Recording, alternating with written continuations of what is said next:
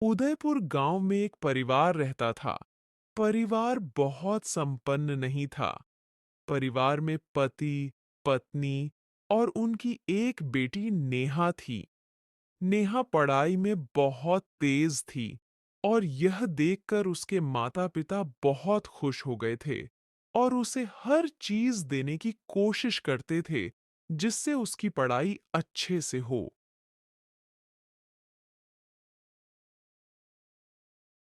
एक एक दिन अजी सुनो, गर्मी आ गई है और नेहा को पढ़ाई में बहुत परेशानी होती है, फिर मैं क्या करें?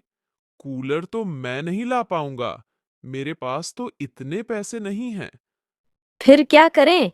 इतनी गर्मी में पढ़ाई करना उसके लिए मुश्किल होगा और नेहा बेचारी गर्मी में पढ़ाई कर रही। है, नेहा के पापा सोचने लगते हैं, अब क्या करें?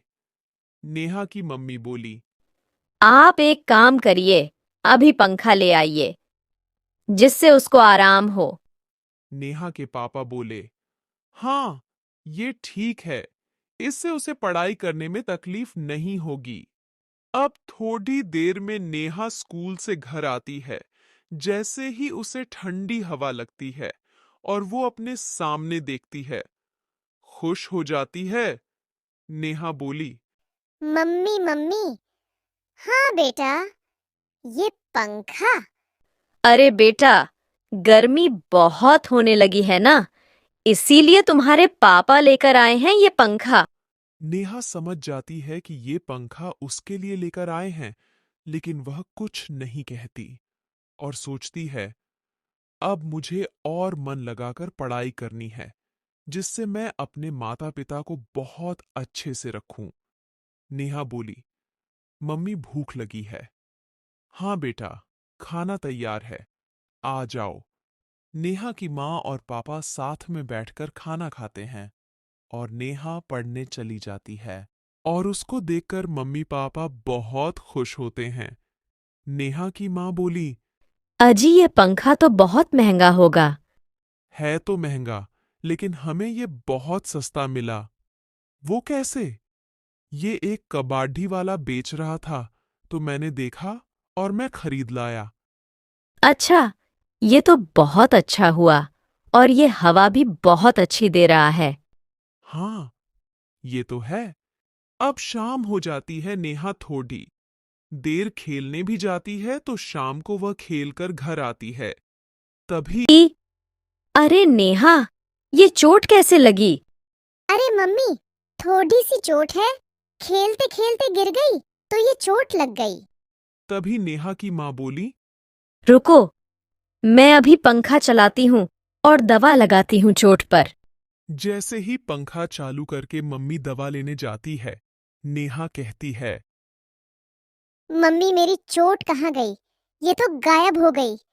नेहा और मम्मी चौंक जाते हैं कि अचानक ये जादू कैसे हुआ। जब नेहा के पापा घर आते हैं, तो नेहा और मम्मी उन्हें बताते हैं और वो भी सोचने लगते हैं, लेकिन उनको कुछ समझ ही नहीं आता। सब सो जाते हैं।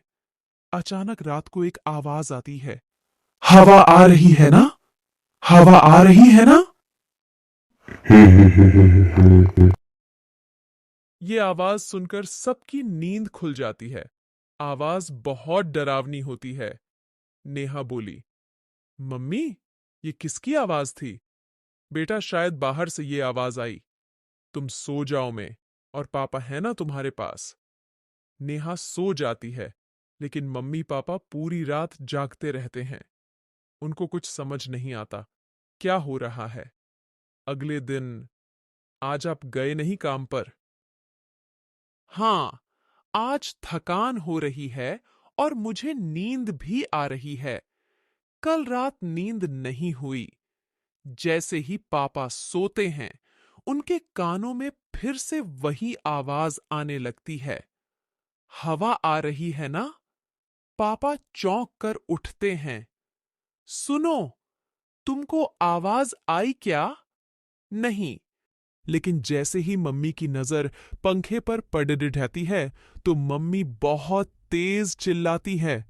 वो देखिए। पापा जैसे ही सामने देखते हैं, डर जाते हैं पंखे पर एक डरावनी और सफेद बाल वाली औरत बैठी होती है। कौन हो तुम?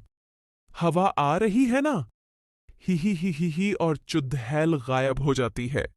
मम्मी और पापा डर जाते हैं और मंदिर जाते हैं और नेहा को भी स्कूल से ले जाते हैं।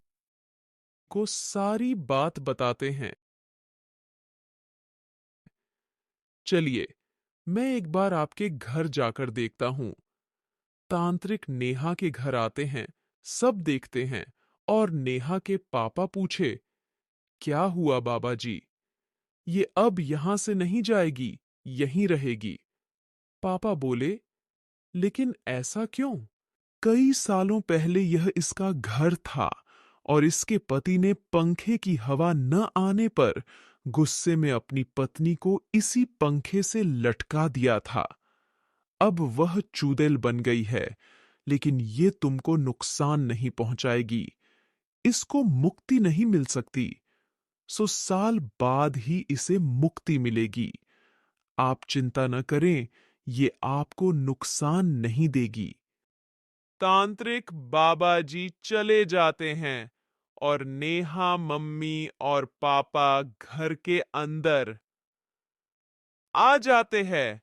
चुड़ैल बोली, तुम लोग घबराओ और डरो मत।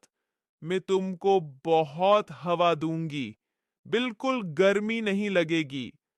थोड़े दिनों में सबकी उस चुड़ैल के साथ रहने की आदत हो जाती है।